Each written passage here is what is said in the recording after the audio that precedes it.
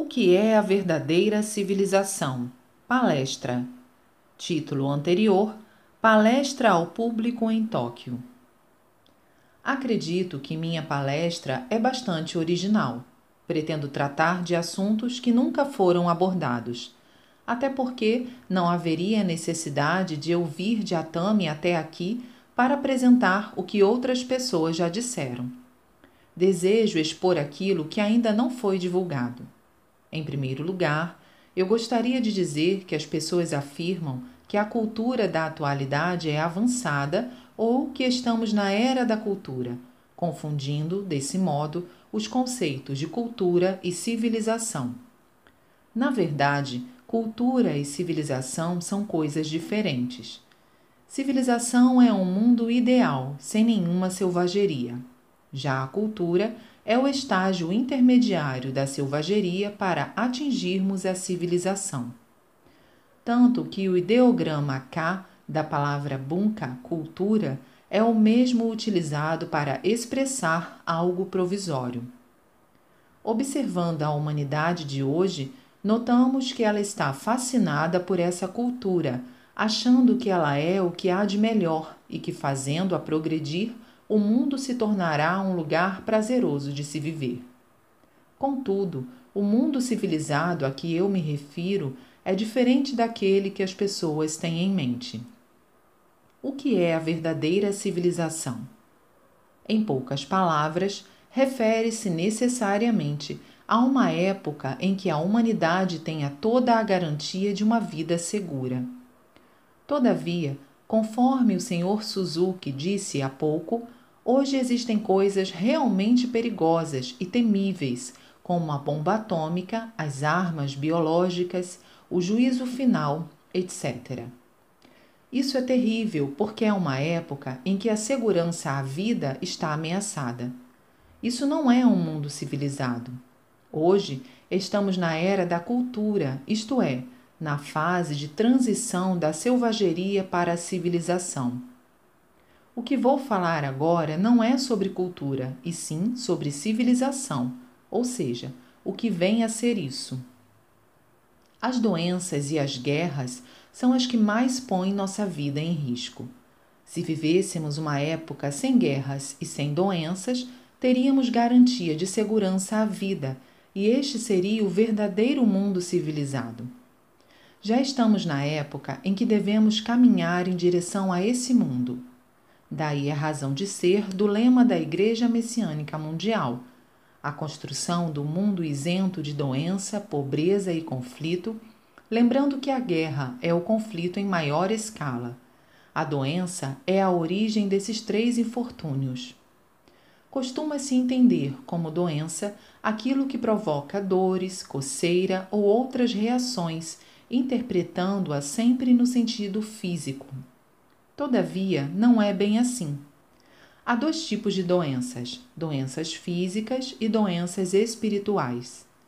Dizem que este ano a disenteria, a tuberculose e outras doenças contagiosas aumentaram bastante e, por esse motivo, as pessoas estão amedrontadas. Entretanto, se hoje não se consegue sequer resolver as doenças físicas, não será possível formar um mundo civilizado nem mesmo daqui a centenas ou milhares de anos. Quanto à pobreza, sua causa é a doença física. Experimente investigar o motivo da pobreza de uma pessoa. Invariavelmente é a doença.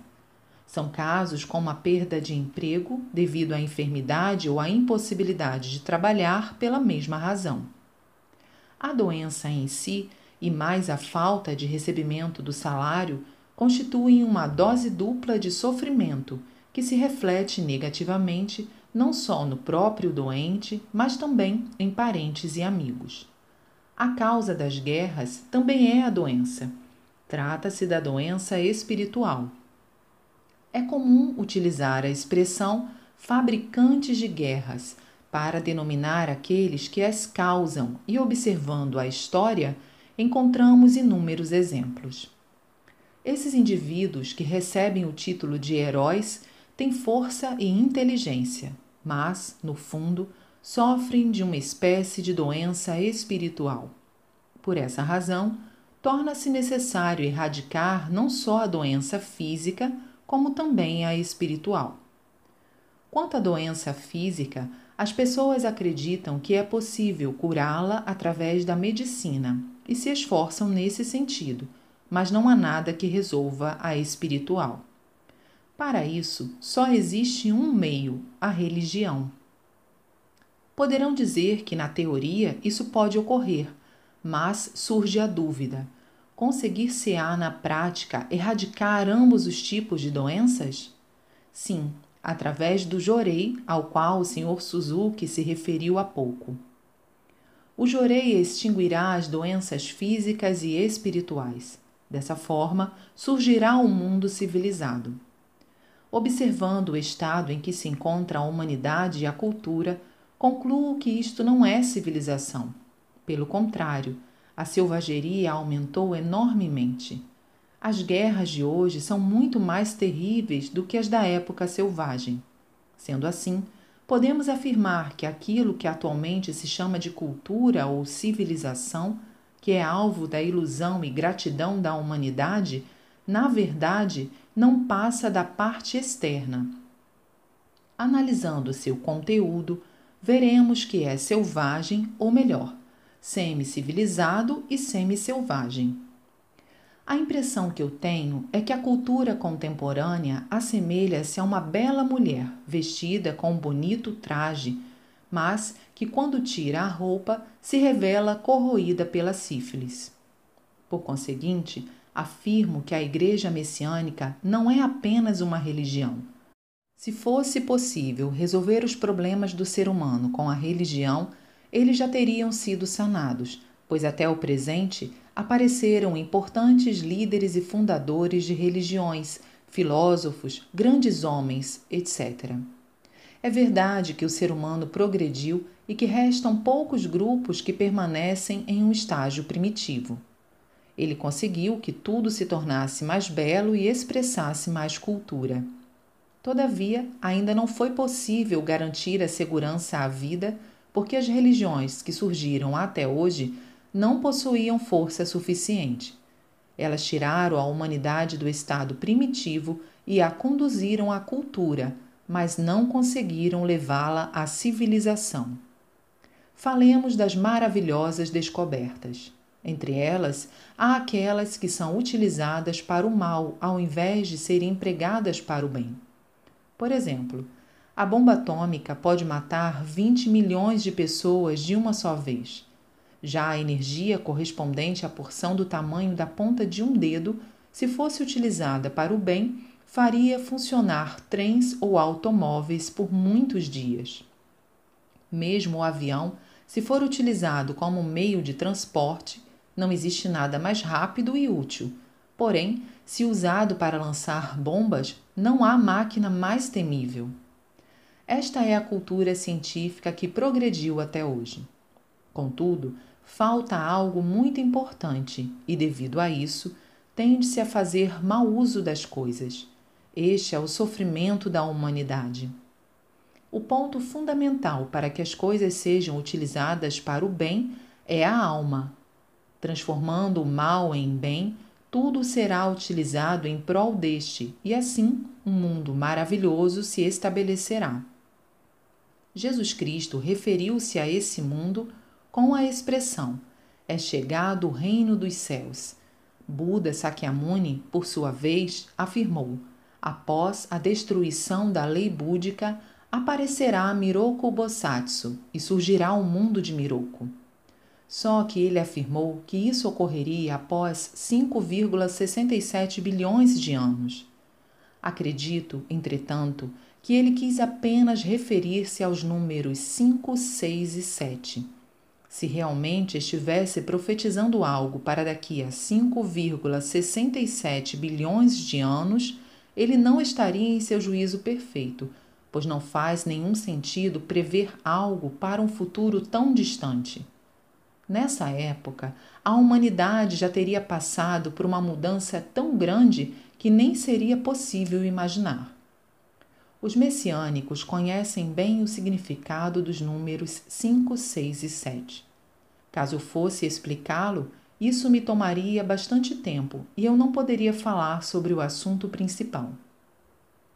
Com relação à profecia de Jesus Cristo, eu penso que, ao invés de dizer "é chegado o reino dos céus", ele poderia ter dito "vou construir o reino dos céus".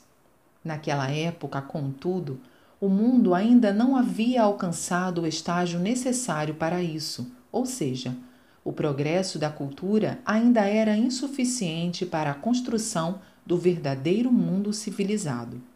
Portanto, não havia como ser diferente. No entanto, a cultura material progrediu, chegando ao nível em que se encontra atualmente. O progresso foi tal que se estendeu ao mundo todo.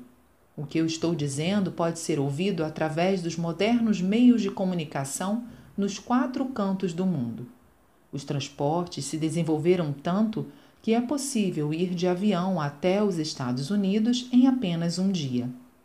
Dessa forma, o progresso da cultura material já atingiu o ponto em que estão preenchidas quase todas as condições necessárias ao mundo civilizado. Entretanto, para que algo seja utilizado para o bem, a alma é fundamental, apesar de ela ainda não ter atingido esse ponto. Então, é necessário que a humanidade cultive esse tipo de alma e, para tanto, é preciso que ela seja alertada. Com tal intuito, escrevo o tempo todo a esse respeito, e os fiéis frequentemente têm lido. A propósito, há cerca de 6 meses, comecei a escrever um livro intitulado A Criação da Civilização. Meu objetivo com essa publicação é esclarecer que a civilização atual não é a verdadeira civilização, e abordando vários temas como medicina, política, educação, arte e outros, vou mostrar o que é o verdadeiro mundo civilizado. A parte que se refere à medicina já está quase pronta, mas tenciono escrever ainda este ano sobre as outras áreas. Quando o livro estiver concluído, pretendo traduzi-lo para o inglês e tomar providências para que ele seja lido por professores universitários, cientistas, enfim, por intelectuais do mundo inteiro. Vou enviá-lo também ao Comitê do Prêmio Nobel, o qual, acredito, no início, não o receberá bem, pois o comitê é constituído por grandes especialistas formados pela cultura materialista. Todavia, como se trata de um livro que aborda justamente aquilo que importantes estudiosos estão buscando, acredito que os integrantes da comissão não deixarão de entendê-lo e exclamar: "É isso mesmo!". Assim, poderiam conceder-me 10 ou 20 prêmios Nobel. Portanto, quando o livro for publicado, eu gostaria que todos os japoneses também o lessem. Dessa forma, paralelamente a esse trabalho, temos o Jorei, por meio do qual as doenças se curam a contento. Entretanto, ele não cura apenas as doenças, ele cura o mal da alma. Em termos mais claros, ele retira o mal, que é a natureza animalesca, ou seja, a maneira de pensar se transforma. Isto é, dissolve-se a parte má e aumenta-se a parte boa. Dessa forma, todas as pessoas passam a praticar o bem, sentem a necessidade de fazer o bem. Costumo dizer aos nossos fiéis que as pessoas da atualidade estão sempre pensando em praticar o mal. Mesmo que não estejam pensando em fazê-lo, acham que é bobagem fazer o bem, que tal prática só traz desvantagens e que se devem fazer as coisas para tirar vantagens, mantendo as aparências. Contudo, devemos pensar ao contrário. Faço esta afirmativa porque já houve época em que eu também não pensava em praticar o bem. Achava melhor viver da forma mais proveitosa possível. Gradativamente, porém, comecei a ter melhor compreensão sobre Deus através da fé e vi que estava totalmente equivocado. Então, passei a querer praticar o bem e sempre buscava um meio para tal. Estava sempre procurando fazer algo em benefício das outras pessoas, algo que as deixasse felizes e satisfeitas. Com essa atitude, minha sorte melhorou. Antes de me dedicar exclusivamente à fé, nas ocasiões em que me preocupei em fazer o bem, só me ocorreram coisas que me deixavam feliz. Sendo assim, comecei a imaginar o quanto seria benéfico se eu pudesse levar isto a todas as pessoas. À medida que eu ia acumulando tal tipo de experiência, comecei a ter plena compreensão de que realmente Deus e o demônio existiam. A partir daí, fui submetido a uma fase de aprimoramento espiritual. Com a ocorrência de vários milagres, pude compreender a grande missão que me era destinada. Foi assim que instituí a Igreja Messiânica Mundial e estou desenvolvendo minhas atividades. Outro ponto que eu gostaria de abordar é o juízo final do cristianismo e a destruição da lei búdica profetizada por Buda Sakyamuni. Apesar de muitos líderes e fundadores de religiões terem feito profecias semelhantes, tratarei apenas dessas duas. O que vem a ser o juízo final? Olhando apenas a expressão juízo final, tem-se a impressão de que Ema, juiz do mundo espiritual, se manifestará neste mundo para fazer o julgamento, mas não é isso. É um ponto de difícil entendimento para os não fiéis, mas existe aquilo que chamamos de mundo espiritual. O mundo onde vemos e sentimos a matéria é o mundo material. No interior deste há o mundo espiritual e, entre eles, o mundo atmosférico, que já é conhecido. Todavia, o mundo espiritual é desconhecido, conforme citei há pouco, referentemente à passagem da era da selvageria para a era da cultura e desta para a era da civilização.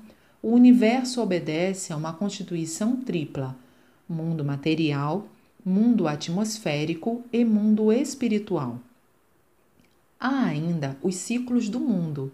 Assim como existe alternância entre o claro e o escuro, entre o dia e a noite no espaço de 24 horas, há essa mesma alternância no espaço de um ano. O claro e o escuro em um ano podem ser comparados ao verão e ao inverno, respectivamente.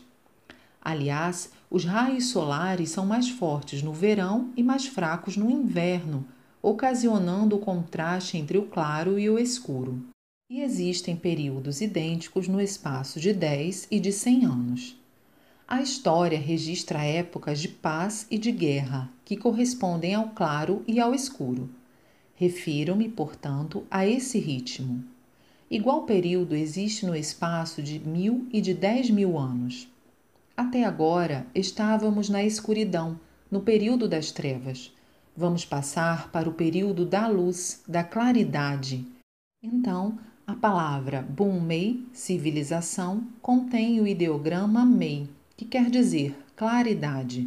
Por outro lado, a palavra Bunka, cultura, contém o ideograma Ka, que expressa algo provisório e, por isso, não é adequado. Quando alcançarmos este período, tudo o que existia na Era das Trevas passará por uma organização e limpeza. Eu costumo utilizar as expressões mundo da noite, mundo do dia, cultura da noite, cultura do dia. Muitas coisas da cultura da noite não serão mais necessárias. Por exemplo, durante o dia, não precisamos de lâmpadas. Da mesma forma, aquilo que pertencia à era da noite se tornará desnecessário e será destruído. Julgamento é a separação do que é do dia e do que é da noite. O que for desnecessário ficará guardado ou será destruído. A partir de agora, o que for do mundo do dia será gradativamente criado. O que se sucederá quando o mundo espiritual se tornar claro? Vejamos o ser humano. Nele, entre a matéria e o espírito, há uma parte líquida que corresponde ao ar, algo como vapor d'água. Ela está presente em grande quantidade no corpo humano. Assim, o ser humano apresenta uma constituição tripla. Dela, faz parte o espírito, que também poderia ser chamado de alma. A alma pertence ao mundo espiritual, tornando-se claro este mundo. Aqueles cuja alma não corresponder à claridade terão suas nuvens espirituais removidas, a fim de poder alcançar essa claridade.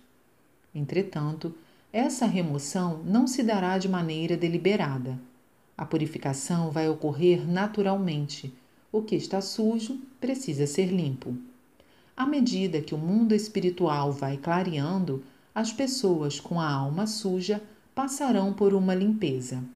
O sofrimento é isso. O princípio da doença também está inserido nessa explicação, através da qual é possível compreendê-lo muito bem. Até agora não se conhecia o espírito, ou ainda, sua existência era menosprezada. É uma questão de alma que o Sr. Tokugawa mencionou há pouco. A atuação da alma é algo muito forte, muito grande. Ontem fui visitado por uma pessoa que eu não via há cerca de 1 ano. Apesar disso, anteontem, sua imagem veio à minha cabeça e pensei: como ela estará passando? No dia seguinte, como ela veio me visitar, eu disse para mim mesmo: ah, o espírito dela veio antes. Digamos, por exemplo, que o Sr. Tokugawa pense: o Sr. Matsunami tem escrito muito. Então, este Sonin vai até o Sr. Matsunami, entra em seu corpo e se aloja em sua cabeça. Aí, a imagem do Sr. Tokugawa vem à mente. É como se você pensasse em alguém e ele aparecesse. Em suma, isso é o elo espiritual, que neste caso é o fio condutor do Sonin. É muito interessante interpretar as questões amorosas por meio da atuação dos elos espirituais. Todavia, no momento, meu objetivo não são as questões amorosas. O assunto se tornará mais claro para os senhores se ingressarem na nossa fé. O amor é muito bom, mas as paixões desregradas quase sempre acabam em tragédia. A melhor maneira de compreender tudo isso é conhecer o lado espiritual e a existência dos elos espirituais. Isso merece toda a nossa atenção, pois tem relação com vários problemas e situações da sociedade.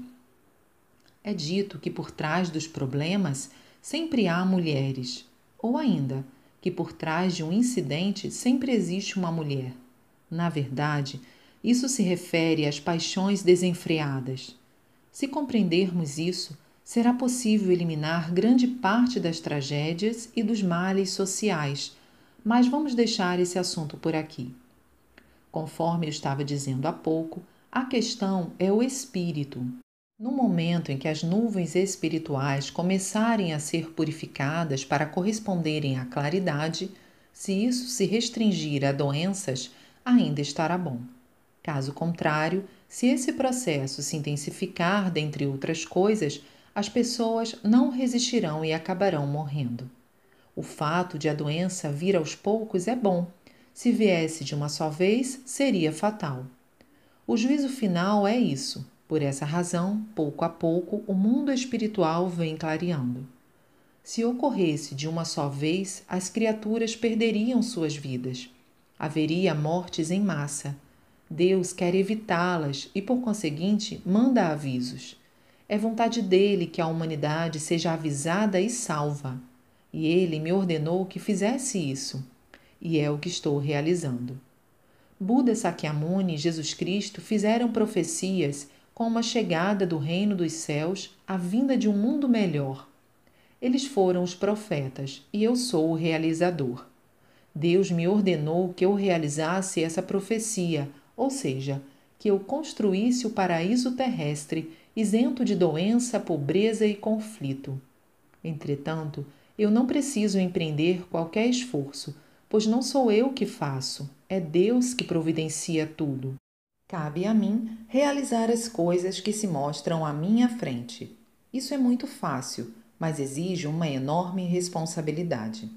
Provavelmente, em toda a história da humanidade, não houve ninguém incumbido de uma missão maior que a minha. Dessa maneira, as profecias de Jesus Cristo e Buda Sakyamuni começam a fazer sentido. Se elas não tivessem possibilidade de ser concretizadas, seriam falsas. E falsas profecias significam mentiras. Contudo, seria impossível pessoas tão magníficas terem mentido. Por conseguinte, mais cedo ou mais tarde, era preciso que alguém tornasse tais profecias realidade, e o incumbido foi eu. De fato, é complicado falar sobre um empreendimento de tamanha grandeza. Não me referi até hoje ao assunto justamente por ser extremamente delicado falar sobre algo tão ousado. Todavia, a época em que a era da noite se transforma em era do dia se aproxima cada vez mais. Por essa razão, para salvar as pessoas, é preciso que o maior número delas tome conhecimento disso o quanto antes. Assim sendo, hoje é a primeira vez que falo diante de um público tão numeroso. Isso se assemelha ao episódio do dilúvio citado há pouco pelo Sr. Suzuki.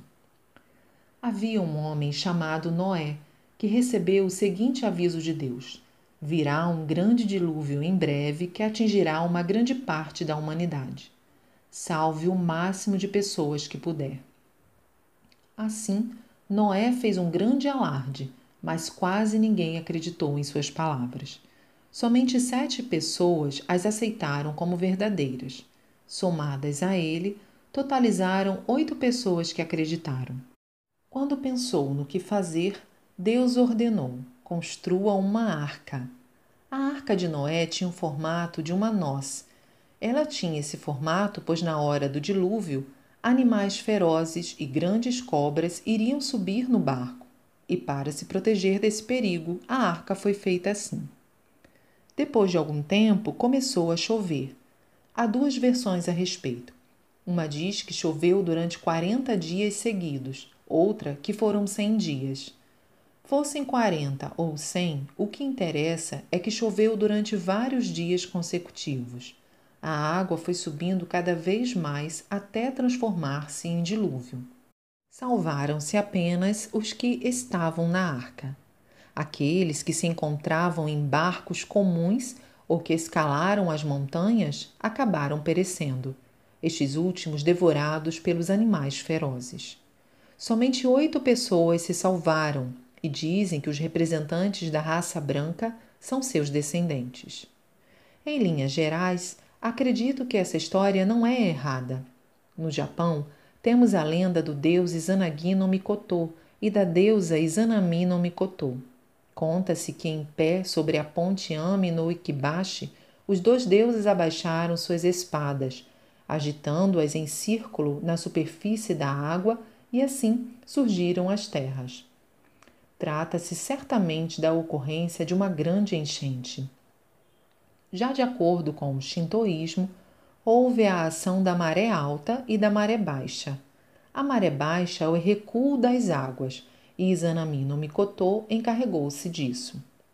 O aparecimento das terras deveu-se à maré baixa, fazendo emergir o que estava submerso. Penso que essa ocorrência corresponde à época do dilúvio. Segundo o livro do Apocalipse e outros textos, João Batista faria o batismo pela água e Jesus Cristo o batismo pelo fogo. O batismo pela água já se deu através do dilúvio. Agora está para vir o batismo pelo fogo, um extraordinário acontecimento que tem muitos outros sentidos.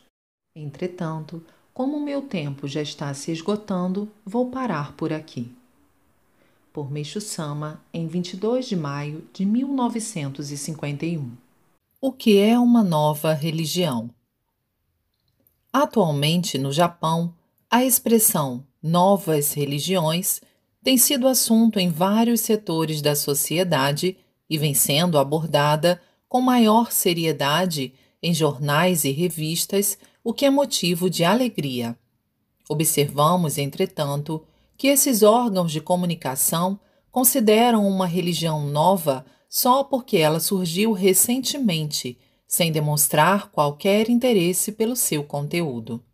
É também lamentável constatar que até mesmo indivíduos ligados a tais religiões ajam assim. A propósito, devo dizer que não tem sentido uma religião ser nova apenas na aparência e seu conteúdo não corresponder a essa designação. Se uma nova religião apenas substituir ou tornar mais atrativas doutrinas vastamente conhecidas, sejam elas antigos ensinamentos de fundadores de religiões, escrituras ou tradição oral, não se poderá dizer que ela seja nova.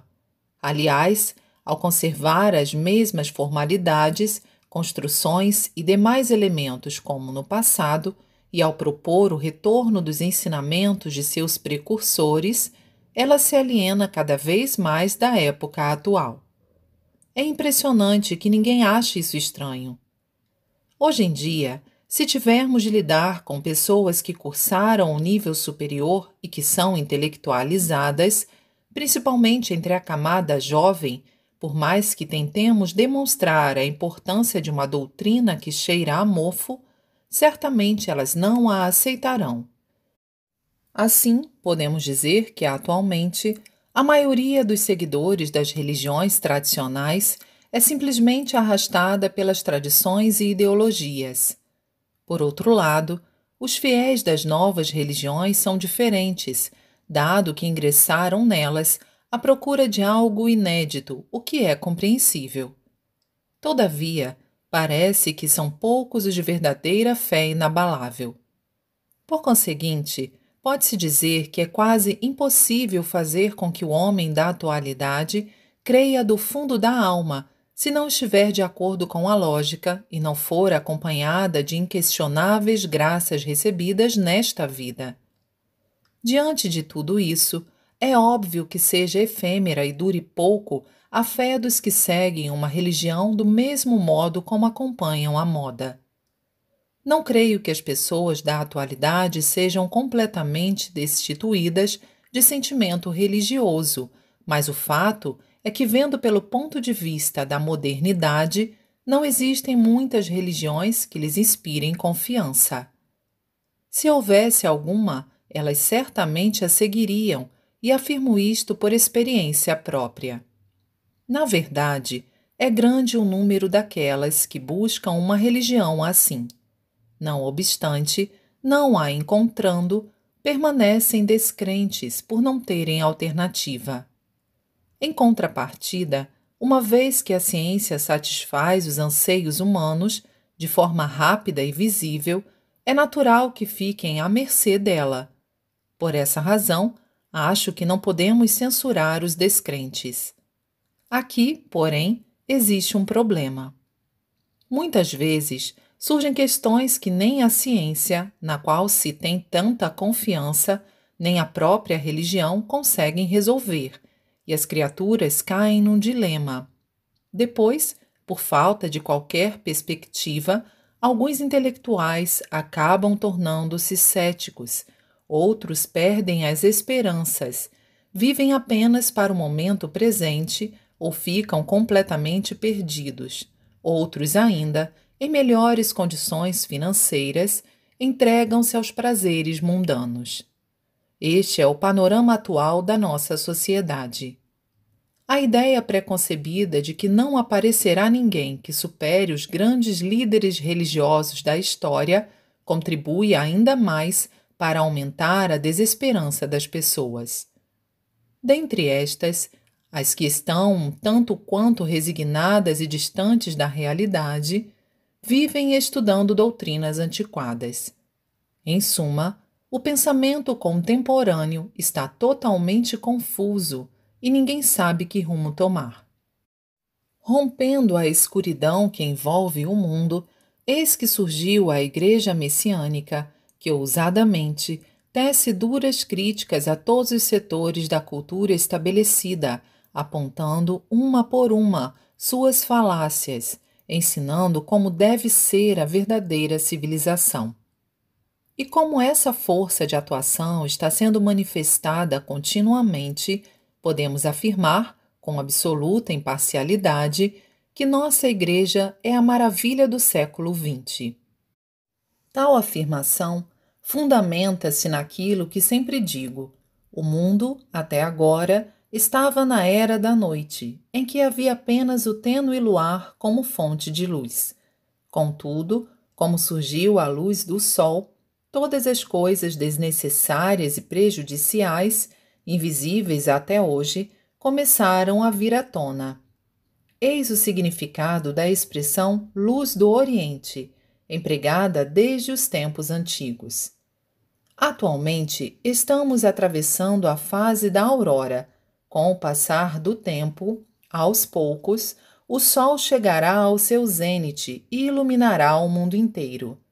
Seguindo esta lógica, tudo o que venho apresentando são teorias desconhecidas por todos até o presente. Em função disso, elas causam espanto e ainda há até quem as interprete erroneamente. Como o mundo esteve na era da noite durante longo tempo, não é de se admirar que os olhos de todos tenham se acostumado à escuridão e fiquem ofuscados ante a repentina revelação da cultura do dia. Existe, no entanto, um problema. Uma vez chegado o mundo do dia, Deus conservará da cultura da noite aquilo que tiver utilidade, e o que não for útil fatalmente será abandonado. Além do mais, sendo a luz do sol 60 vezes mais intensa do que o luar, até os casos de doenças não identificadas ou consideradas incuráveis serão facilmente solucionados. Os fatos evidenciados diariamente por meio do jorê de nossa religião mostram isso nitidamente. Explicando melhor, diria que assim como a lua perde o brilho diante do fulgor do sol, a civilização passará por uma grande mudança. Com o que acabo de dizer, creio que compreenderam o quanto nossa religião representa um grandioso empreendimento. Em 8 de abril de 1953. Religião paradisíaca e religião infernal. Ao escrever abertamente sobre religião, não tenho a intenção de insultar quando digo que todas as religiões surgidas até hoje foram infernais, já que os fundadores das principais religiões, sem exceção, foram vítimas de diversas perseguições e martírios em sua fase inicial. Por essa razão, tornou-se comum pensar que o sofrimento é inerente à religião. Da mesma forma, é fato que até seus fiéis vieram sendo vítimas de perseguições e martírios registrados pela história em incontáveis episódios, alguns insuportáveis de ler, tão aterradores que são. Até mesmo Jesus Cristo, precursor do cristianismo, hoje difundido mundialmente, passou por tal situação. A perseguição pelos fariseus e a morte na cruz são histórias conhecidas. No Japão, pode-se dizer que todos os religiosos, uns mais, outros menos, tiveram uma vida repleta de sofrimentos. Buda Sakyamuni e o príncipe Shotoku foram exceções e não sofreram perseguições pelo fato de serem príncipes. Logicamente, os fundadores de religião não são maus, muito pelo contrário, são mais virtuosos que as pessoas comuns.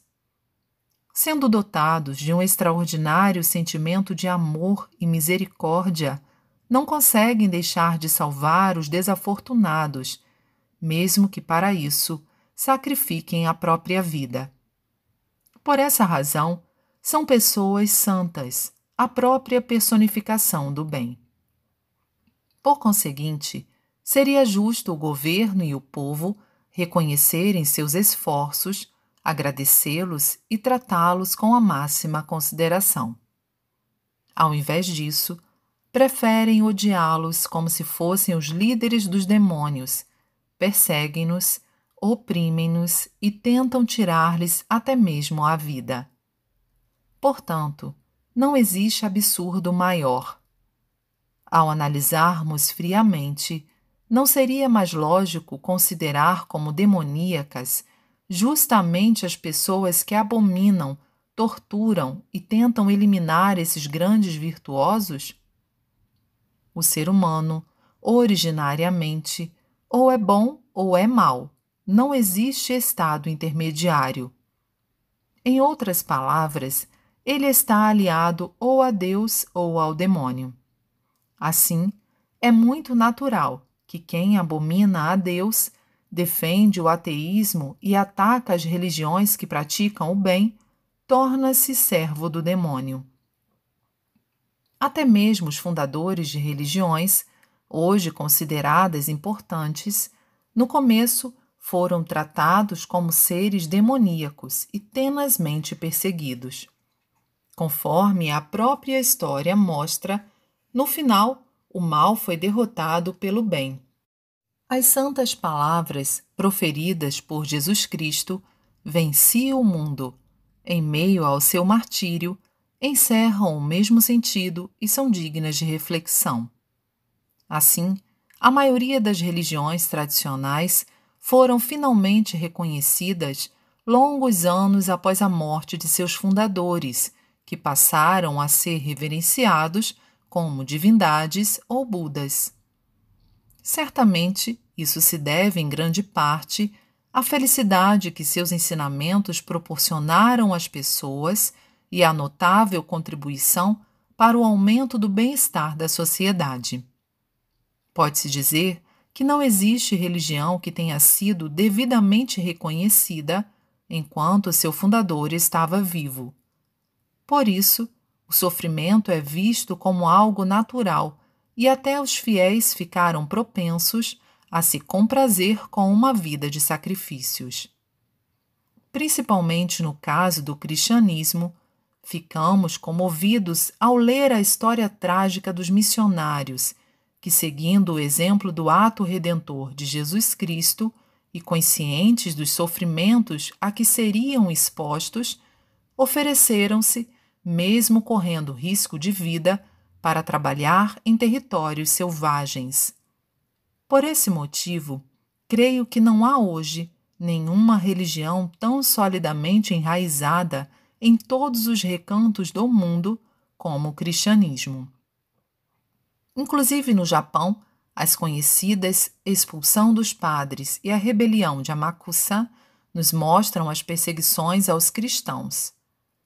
Todavia, todos esses sofrimentos foram causados por fatores externos. Por outro lado, não são poucas as crenças em que os fiéis, voluntariamente, procuram o próprio padecimento. No cristianismo, por exemplo, há grupos que seguem estritamente os mandamentos, os que praticam a abstinência e os que se entregam à vida monástica. Da mesma forma, o islamismo, o lamaísmo e o taoísmo na China, bem como o brahmanismo da Índia, caracterizam-se por considerar a abstinência como foco principal da fé. Embora em proporções diferentes, desde os tempos antigos, ocorrem fatos semelhantes entre diversas religiões do Japão, como a perseguição religiosa que o budismo impôs ao shintoísmo, a ponto de, durante algum tempo, a imagem budista de Amida Nyorai ter sido entronizada no grande santuário shintoísta de Ise. Além disso, o ascetismo dos shintoístas e as grandes perseguições vividas pelos bonzos são do conhecimento de todos. Entre estas, uma das mais famosas talvez seja a vivida por Nichiren Shonin, conhecida como Tatsunokuchi. Quando a espada que o executaria foi levantada, ocorreu um milagre e ele se livrou da morte iminente. Por outro lado, existem algumas ramificações budistas que levam ao extremo o cumprimento dos mandamentos e se entregam às práticas ascéticas, e muitas que se concentram apenas em práticas de meditação. Conforme vimos acima, podemos dizer que, de forma geral, todas as religiões até hoje são infernais, pois consideram o sofrimento inerente a elas um meio para polir a alma. Assim, acabam transformando o homem em um ser anormal que faz do sofrimento seu prazer. Falando claramente, visto que essas religiões eram fracas, precisavam acrescentar a força humana. Então, quando menos se esperava, surgiu a nossa Igreja Messiânica neste mundo de crenças infernais. Tudo nela difere radicalmente das religiões existentes, sendo até mesmo seu oposto. Nossa religião repudia principalmente as atrozes práticas ascéticas, considerando a vida paradisíaca como a verdadeira fé. Por conseguinte, aquilo que ela ensina às pessoas é completamente diferente das religiões tradicionais no que se refere tanto à forma de pensar quanto à forma de agir. Além disso, o grande escopo de nossa instituição abarca religião, filosofia, ciência, arte e, sobretudo, os fatores essenciais para a salvação da humanidade, como a solução do problema da saúde e a revolução da agricultura, todas elas obras surpreendentes. Pode-se dizer que tudo isso constitui a condição para transformar o inferno em paraíso. E o que seria isso, senão o verdadeiro amor de Deus e a misericórdia búdica? Por conseguinte, praticar o ascetismo não é um caminho correto, pois viver de forma paradisíaca e transbordante de alegria é que significa ter sido verdadeiramente salvo. Quando isto se expandir ao mundo inteiro, surgirá de fato o paraíso terrestre. Nesses termos, o mundo paradisíaco, que é o lema da nossa religião, se inicia a partir do lar. É evidente que, com o aumento gradativo de lares paradisíacos, um dia o mundo se transformará em paraíso. Ao conhecerem essa verdade, as pessoas deveriam elogiar e louvar nossa religião e prontamente nela ingressar. Todavia, como os homens são influenciados negativamente por conceitos ateístas ou por religiões de caráter sojo, ficam desconfiados e nos interpretam mal, protelando a oportunidade de se tornarem felizes. Chegará o dia em que a verdade sobre a nossa religião certamente será compreendida. Eu aguardo este momento e empenho-me, dia e noite, de acordo com os desígnios de Deus. Em 25 de março de 1953. A alegria, o tempo e a ordem. De certa forma, realizo meu trabalho como se estivesse me divertindo, sem ter a impressão de estar sofrendo. Parece um hobby. Entre os canon, há o que se denomina iudiocanon, canon caminhante. Trabalho exatamente dessa forma, pois assim consigo obter bons resultados. Ao contrário, se o faço com sofrimento e sem vontade, os resultados são ruins. É neste ponto que somos o oposto das pessoas do mundo de hoje. O mesmo se dá com os membros da nossa igreja. Se realizam algo contra a vontade ou sofrendo, as consequências são sempre péssimas. Há ocasiões em que somos solicitados a dar assistência a um doente, e ao realizá-la com alegria, com certeza, a pessoa se restabelece rapidamente. E uma vez que vemos o restabelecimento, somos motivados a prosseguir e, por ser assim, é que é bom.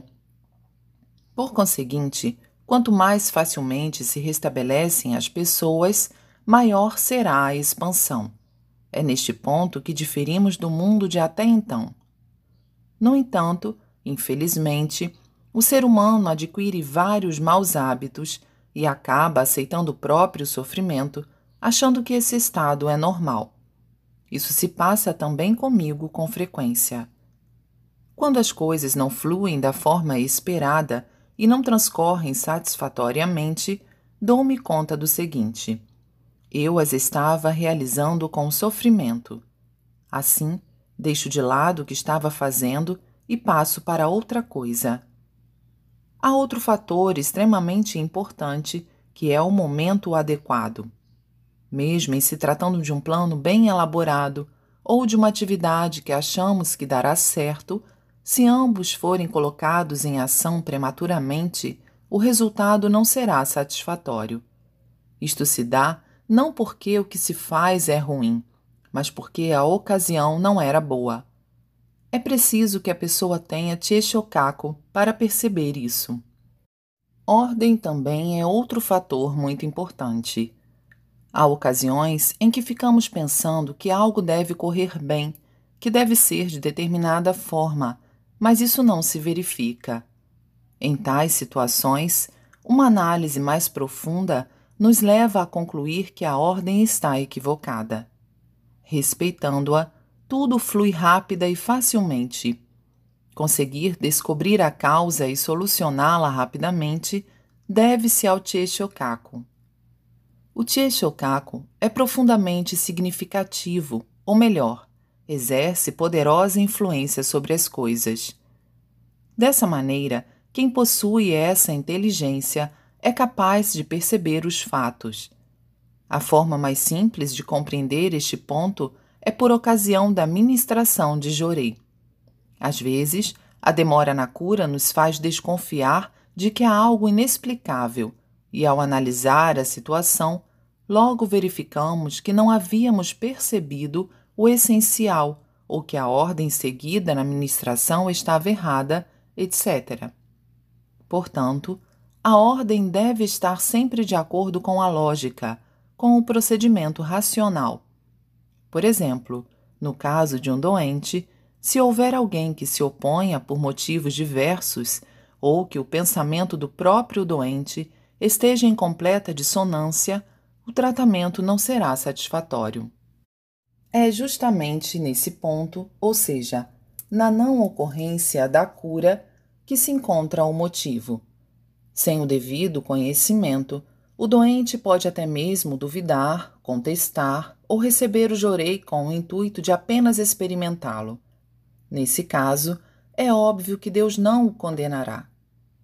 Ao contrário, há aqueles que, apesar de já terem ouvido muito sobre nossa Igreja, de já terem lido os escritos divinos, havendo mesmo alguns que acabaram ingressando na fé, praticam-na com um pensamento sonem, não condizente com tudo isso. Dessa forma, a cura torna-se demorada e não ocorre de forma favorável. Para esses casos, existe um motivo lógico, ou seja, quando as pessoas que duvidam são curadas rapidamente, enquanto que as que possuem fé demoram mais, o motivo é este que apresentamos. Por mais que vacilem, isso é perdoável, porque essas pessoas nada sabem.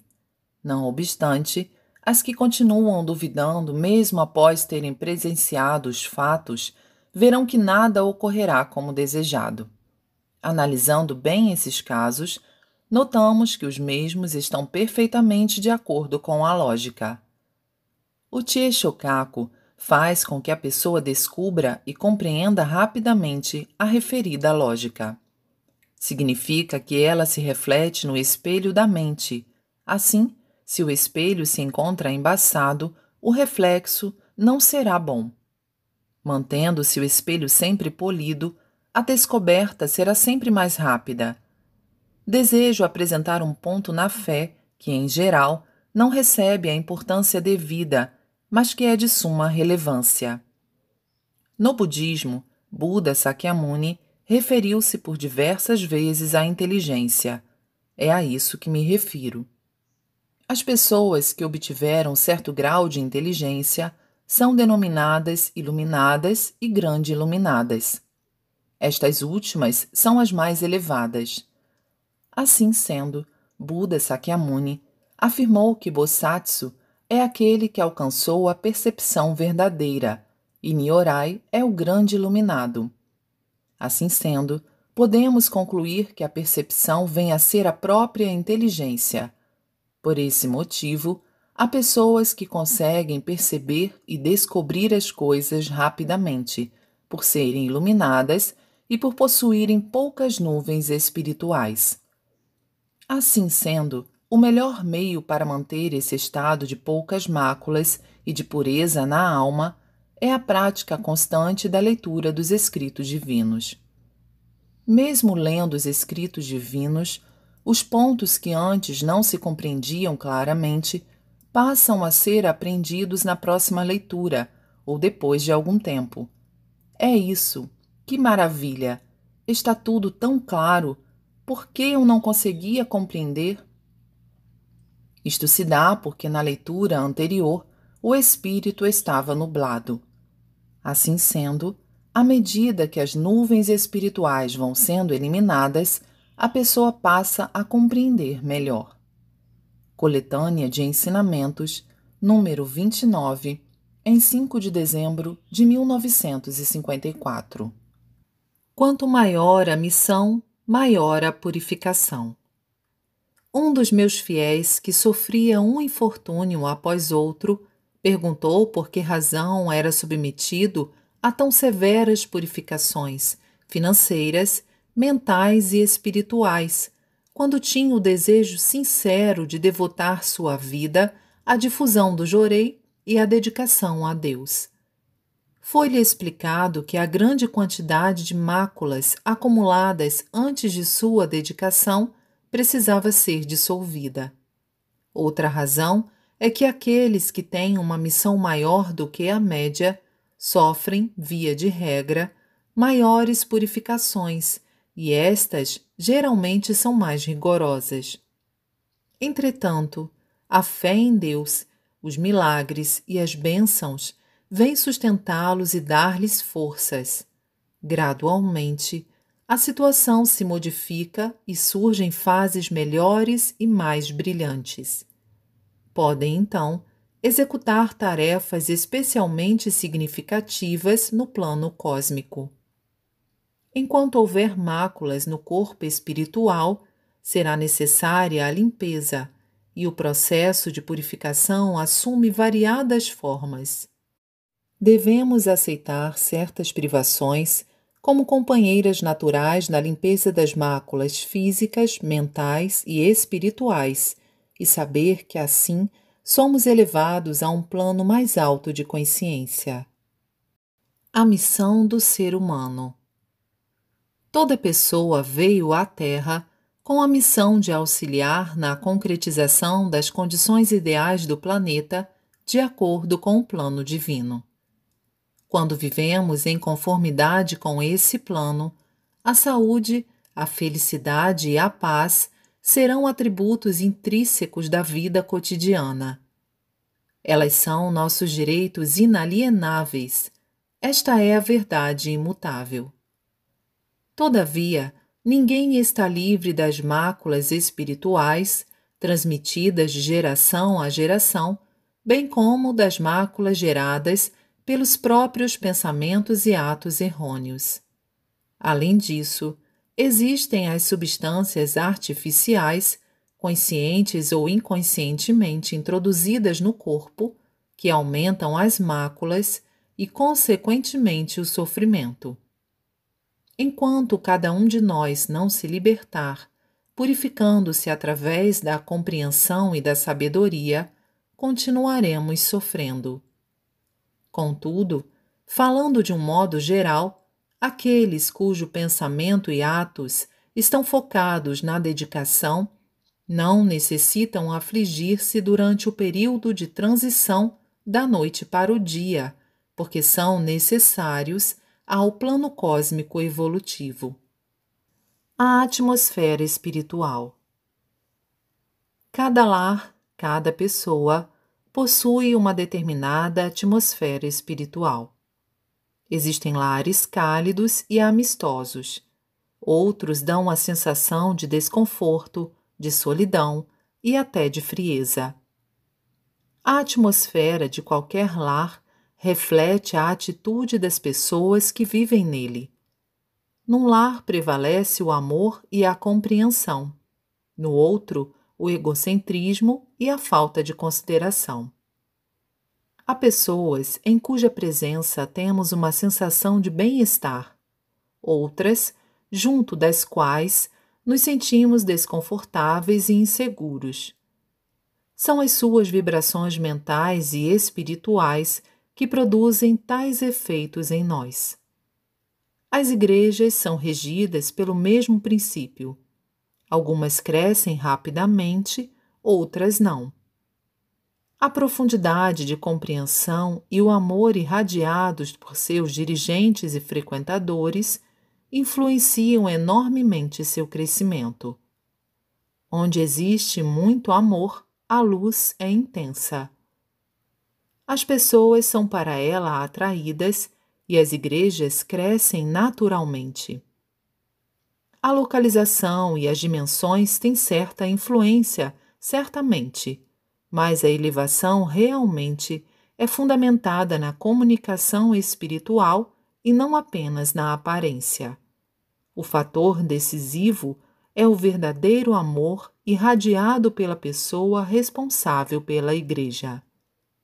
Poema 8. Embora a salvação da humanidade seja obra sua, Deus a realiza por meio do ser humano. O ser humano nasce neste mundo por desígnio de Deus. Deve ser por isso que o ideograma mei, desígnio, da palavra seimei, vida, é o mesmo mei da palavra meirei, comando, ordem. Eis uma pergunta que qualquer pessoa faz. Qual é a razão de o ser humano ter nascido neste mundo? Enquanto não compreender verdadeiramente essa razão, não há como ele ter um comportamento correto e alcançar a paz interior, além de correr o risco de levar uma vida vazia e ociosa. Então, qual é o propósito de Deus? É tornar este mundo ideal, ou melhor, é construir o paraíso terrestre. Contudo, é difícil imaginar e exprimir em palavras a amplitude e a magnificência dessa construção. Até porque não há limites para a cultura, que já vem progredindo continuamente. Nesse sentido, a história mundial de até agora não passou da preparação dos alicerces. Deus, concedendo diferentes missões e características a cada pessoa e alternando a vida e a morte, está fazendo evoluir o ser humano em direção ao objetivo almejado. Portanto, devemos saber que o bem e o mal, a guerra e a paz, a destruição e a construção são processos necessários à evolução. Como já explanei em detalhes, atualmente estamos no período que denomino transição da noite para o dia. O mundo está prestes a dar um grande salto em direção a uma nova era, e a humanidade, libertando-se da selvageria, está buscando alcançar um alto nível de cultura. Com isso, a guerra, a doença e a pobreza terão fim. Evidentemente, o jorei exercerá um papel fundamental, e o seu surgimento é o prenúncio dessa mudança. Deus, seguindo seu propósito, emite ininterruptamente ordens ao ser humano. De que forma isso ocorre? Em uma das camadas do mundo espiritual, existe a matriz de cada indivíduo que denominei de Yukon. Primeiramente, Deus emite ordem ao Yukon e este, por sua vez, a transmite por meio do elo espiritual à alma neste mundo, que está no centro do corpo espiritual do ser humano. No entanto, é muito difícil conseguir captar a ordem divina. Somente quem possui corpo espiritual purificado, até certo ponto, é que consegue. A maioria das pessoas não conseguem perceber a ordem divina devido ao bloqueio causado pelas muitas nuvens espirituais e pela ação dos espíritos malignos que se aproveitam dessas nuvens. A prova disso é que muitas vezes aquilo que foi planejado não corre a contento ou o destino acaba tomando um rumo sequer imaginado. Isso pode ocorrer com qualquer pessoa. Além disso, é possível que o ser humano se sinta constantemente governado por algo, ou então tenha que seguir um destino sem que nada possa fazer a respeito. Coletânea Alicerce do Paraíso, volume 3, Camadas do Mundo Espiritual, em 5 de fevereiro de 1947. Poema 6. Até mesmo o grande plano de Deus tem início a partir de um pequeno modelo. O plano de Deus para o mundo é algo muito interessante. Assemelha-se à semente de uma fruta, ameixa ou pêssego. Por exemplo, o fruto é um mundo e a semente o seu centro. Sobre este, no momento, não posso falar claramente, mas devo esclarecer que no centro da semente existe a origem da própria semente. Dessa maneira, para mudar o mundo, é necessário que a menor parte da semente se modifique. É como quando se joga uma pedra no lago e formam-se ondas circulares. Do mesmo modo, para transformar o mundo em paraíso, o centro do centro, a parte extremamente pequena, precisa ser mudada de várias formas. Modificar essa parte de inúmeras maneiras significa construir o paraíso. E eu sou responsável por construir o paraíso. Em razão disso, eu sou a parte mais central do mundo. Esse centro é o ponto do símbolo sul, que é uma circunferência com um ponto no centro. Este é o formato do universo. A circunferência é o universo. E o ponto é a parte mais importante e correspondente ao meu trabalho de salvação. É algo extremamente misterioso. Seria interessante se eu pudesse expor detalhadamente. Uma vez que o tempo ainda não chegou, estou no aguardo. Coletânea de Ensinamentos, volume 11, em 16 de junho de 1952. Conforme afirmei em outra oportunidade, Hakone é espírito e Atami matéria. Por conseguinte, a conclusão do templo messiânico, localizado em Atami, significa, materialmente, um início. Sendo o espírito, Hakone é pouco perceptível. Já que Atami é matéria, à medida que a construção do templo messiânico avança gradativamente rumo à conclusão, sua influência se manifestará mundialmente. O mais notável é a expansão da religião messiânica. Como Atami representa a parte material, sua influência começa a ser percebida. Tudo o que se relaciona a Deus se realiza por meio de modelos, kata. Por exemplo, quando ocorre a construção ou a ampliação de algum lugar, a obra divina cresce proporcionalmente. Portanto, ao ampliarmos um pequeno modelo, o mesmo se dá com as coisas maiores. Por esse motivo, a ampliação das construções ou dos terrenos é muito apropriada. O mesmo se passa com as unidades religiosas. Quanto maior for sua ampliação, maior será o desenvolvimento da obra divina. Esse vem a ser o sentido do termo modelo. Essa maneira de atuar é totalmente diferente das religiões de outrora, que, fechadas em pequenos espaços, atuavam com extrema discrição. É verdade que, mesmo no passado, elas chegaram a construir magníficos templos, mas isso só se verificava depois que alcançavam considerável êxito.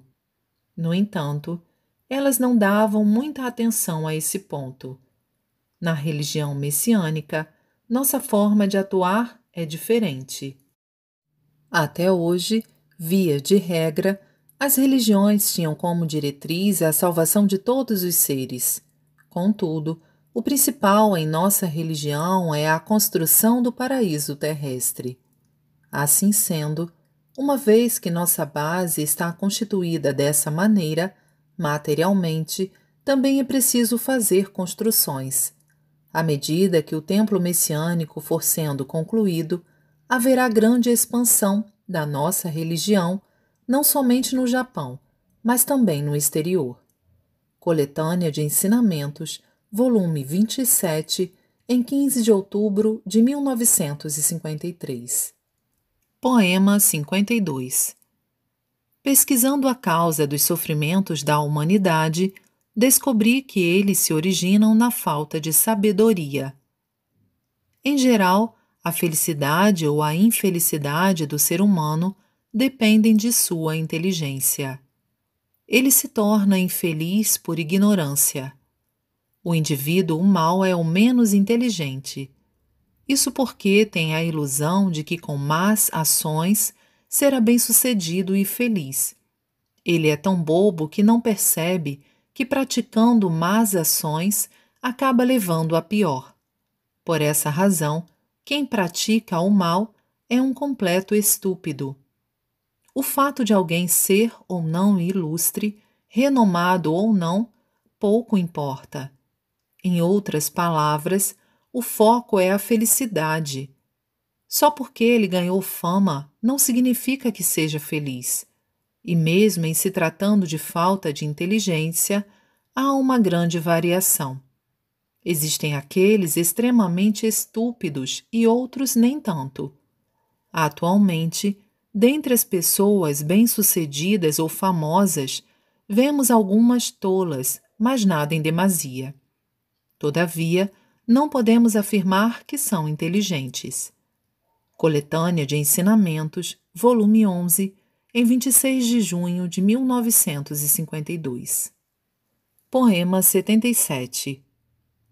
Quando a pessoa egoísta purifica o coração e passa a orar pelo bem do próximo, seu sentimento comunica-se com Deus. Nidai Sama. Se alguém ingressa na fé messiânica e pensa: claro, isso é realmente maravilhoso. Há muitas pessoas sofrendo em meio a um inferno. Preciso ajudar tantas quantas for possível. Naturalmente, surgem bons resultados. Ao contrário, quem pensa: tendo fé, recebendo graças e vivendo com tranquilidade já é o suficiente. Não terá tanta força e, de fato, o restabelecimento será mais difícil. No final das contas, o principal é ser possuidor de forte sinceridade, makoto. Quem não suporta ver o sofrimento do próximo, obterá o melhor resultado. Quem deseja curar alguém por motivos egoístas, pensando: se eu puder ajudá-lo, quem sabe ele me recompensará. Poderei melhorar de posição, ou terei mais influência. À primeira vista, parece haver êxito na cura, mas no fundo não é bem assim. Os resultados dependem do sentimento do ministrante. A pessoa cujo sentimento está em harmonia com a vontade divina é mais agraciada por Deus e a força é maior. Apesar de o elo espiritual comigo ser igual para todos, conforme o sentimento da pessoa, a força se diferencia ao passar por seu corpo. Poderemos entender melhor se verificarmos que a água limpa, ao correr por um local sujo, fica impura. Se passar por um lugar limpo, não tem por que se sujar. Registro das Palavras de Luz, volume 13, em 23 de julho de 1949.